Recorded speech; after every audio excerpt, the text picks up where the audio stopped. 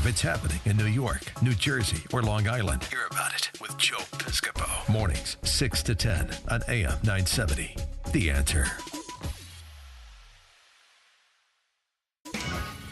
Live from the smartwaytobuy.com studios. 743, Corey Lewandowski is former campaign manager for Donald Trump's campaign, author of the book, Let Trump Be Trump, and he is one of the busiest cats out there, man. Takes the time to join us in the morning. Corey, thanks so much for jumping on the air with us. How are you this morning? I am fantastic. How are you doing today? Great. We're fired up. You can't make it up. I am so pleased. See, we could talk now. We could talk because we're on the same wavelength. And it's like, I love that the president is the president. And I think he's the right president for the right time. I just love that it's upsetting everything. And it's exactly why we voted him in. Corey, but are you watching these hearings with Ray and with Horowitz? I mean, this is like a comedy show, Corey. Well, look, if it was a comedy show, I'd be okay with it. The problem is this is the real world. Yes. And what we've seen now, unequivocally, and what Senator Lindsey Graham from South Carolina pointed out yesterday, and nobody noticed it, the changing of two words from willful neglect to grossly negligent in the Hillary Clinton email scandal is so significant.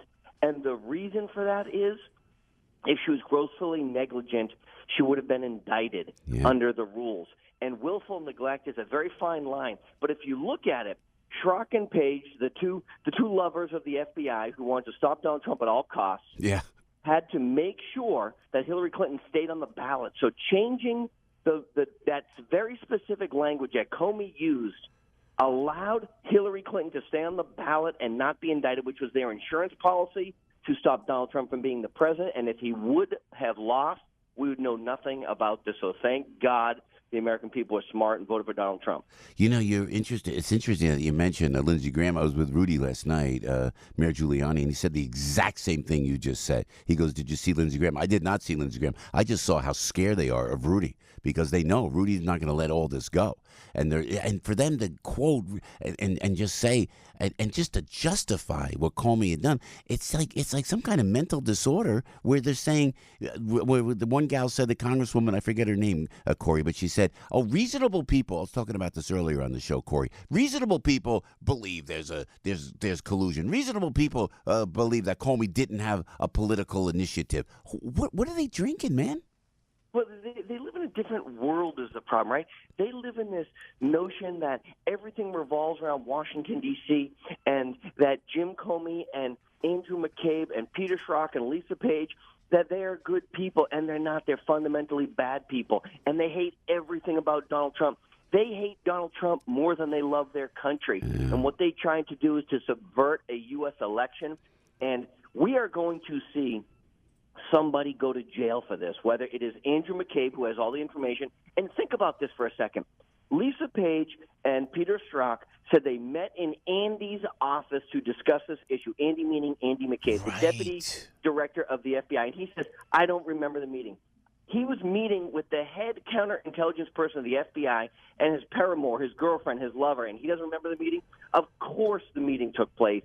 And now Andrew McCabe is asking for immunity because he knows he's going to go to jail. He lied 3 times under oath to the FBI about this issue. The IG's report has now said that Comey was aware of the leaking to the media, and he is indictable. So we are going to see criminal referrals continue to happen, and we're going to find, unfortunately, because it is a stain on the great men and women who work at the FBI, we are going to find either the director or the deputy director is going to end up in jail. Wow, you think Comey's going to have some true legal problems, Corey Lewandowski?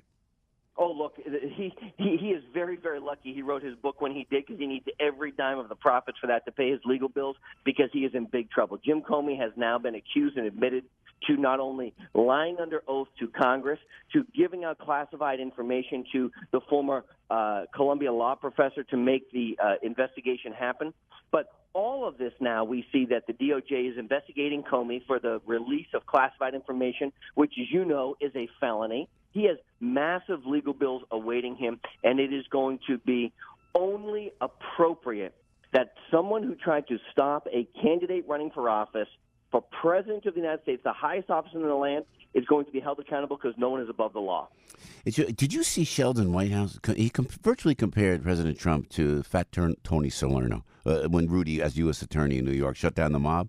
And he said, well, Rudy wouldn't have stopped that investigation to Fat Tony. So how dare that guy say it? And then this morning, you don't hear mainstream media talking about that, Corey. Can you imagine for 1 second, just 1 second, if this was a Republican administration doing this to Barack Obama, if this was the George W. Bush administration who spied on Barack Obama because he was afraid of Muslim influence on the administration, or he was afraid of Russian influence. Can you imagine for 1 second what the media outcry would be? They'd be calling for investigations. And this is another very important point. Rod Rosenstein, the Deputy Attorney General of the United States, refuses to give Congress the information they're asking for. A duly authorized branch of the government has asked for this because he knows and others know when he turns that over is going to show that the FISA warrants that they applied for were all a sham, that there was no real information there, and this whole witch hunt started under a false premise.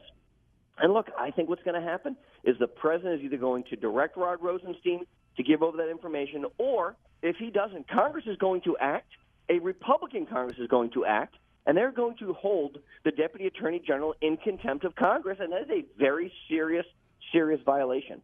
Corey Lewandowski, Let Trump Be Trump is the name of the book. Before we let you go, Corey, always appreciate your valuable time, sir. On this child separation policy, we're not buying it. It just seems to be the narrative that the progressive socialists are grabbing onto because they got nothing else. What is your take on the child separation policy, Corey? Very quickly, this is a policy that has been in place long before the Trump administration.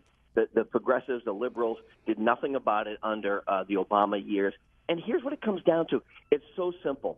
If you are a criminal and you commit a crime with your child, whether you're in this country or you're in any other country in the world, you and your child will be separated. So it's very simple.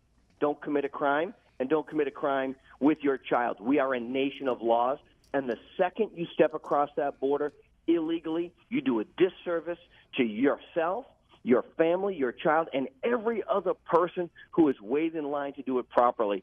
So if you care about your family, follow the rules, and you will stay together. Yeah, Let Trump Be Trump is the name of the book from Corey Lewandowski. Have you said hi to the president recently, Corey? I've been very, very fortunate to speak to him recently, and I think I'll be traveling with him. He's got a lot of political travel. He's going to Minnesota tomorrow, Las Vegas on Saturday, and then he's going to North Dakota next Tuesday. And nothing is a guarantee in life, but I think I'll be traveling with him at least one of those days. And Corey, we'll let you go, but man, you're in shape. I try to work out. This guy's 72 years old, the president. Does he ever slow down, Corey? He's a machine. Look what he does. He drives people into the ground. The only reason he's accomplished everything that he has been able to is through his sheer force of will and never stopping. Look, he did 25 hours of no sleep on the way to the Korean Peninsula, negotiated the denuclearization of the North Korean Peninsula, and flew back with no sleep. He's like a cyborg. He's an animal. He's just a machine. He just never, ever stops. I love the guy, but he works literally 21 hours a day, every single day, and that's why he's been so successful. Let Trump Be Trump. That's the book from Corey Lewandowski. Corey, great to have you on the show. Please come back soon, my friend. Thank you so much. Yes, sir. Take care, Corey. Everybody knows this guy. Now, everybody knows he can do a radio show. Joe Piscopo. Mornings, 6 to 10 on AM 970. The Answer.